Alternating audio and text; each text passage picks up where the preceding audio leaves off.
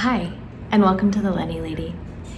In this video, I'd like to talk about Linnie Language Development and what that might look like. Fairy, my Linnie, is 16 weeks old this week, and I heard her first word at approximately around 9 weeks of age, and she did a lot of practicing between 9 and 12 weeks. I do keep a little recording journal of her little words and imitations, and right now she has stopped speaking her words and she's been focusing more on mimicking laughter in the household.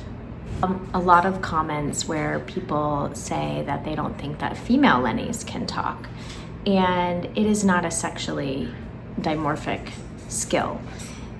Any bird can speak, whether it's male or female. It's completely up to the individual itself. Some Linnies become great mimics.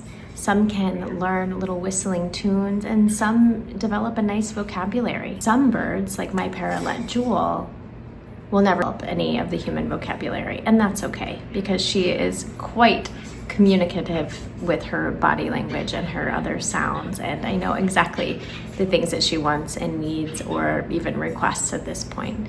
It's much kind of like raising a toddler. Watching your Linnie's language development is kind of an exciting thing. In our stage 1, it's the listening for them, which is usually around ages 6 to 12 weeks. Young Linnies spend this time absorbing all the sounds in their environment. They learn to recognize short, repeated words or familiar voices, routines before attempting to imitate them. Never put pressure on your bird to speak. And when they do offer something, you can imitate it back to them, but make it really exciting. And then let it go. Let it be their choice. You can repeat short, consistent, calm phrases to help build this foundation. 2 is our babbling stage, and this happens often between 2 and 5 months. Repeating sound patterns and practicing is a normal part of vocal development. Babbling is the avian equivalent of human babies babbling, and they can sometimes have a soft, sleepy chatter, growls, mutterings, talking under their breath, experimental whistles, and a quiet vocal practice while preening. I often hear Fairy in her cage before bedtime, making her little mutterings and practicing. And I think it's the cutest thing. 3 is sound imitation.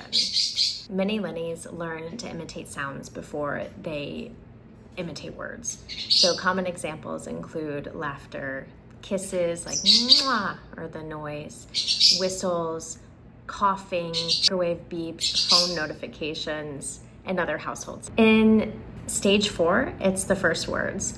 If your Linnie does develop speech, early words are often simple, repeated phrases. Hi, pretty bird, good boy, good girl, step up.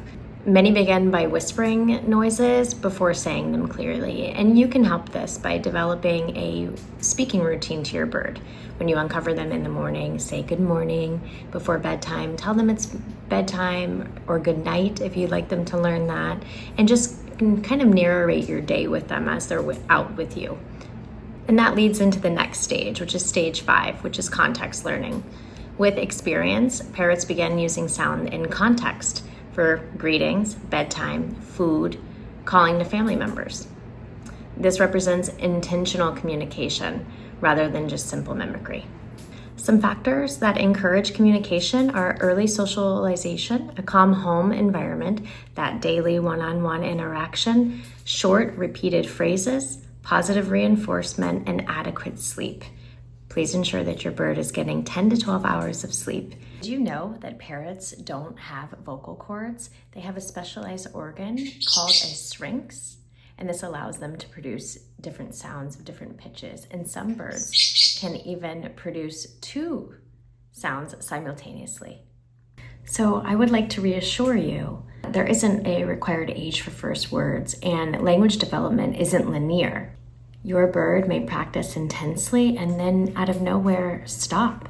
Some individuals are just simply more vocal than others, and speaking ability does not determine the intelligence or quality of your relationship with your bird. Your Linnie is starting to experiment with sounds, mimicry, chattering, or words.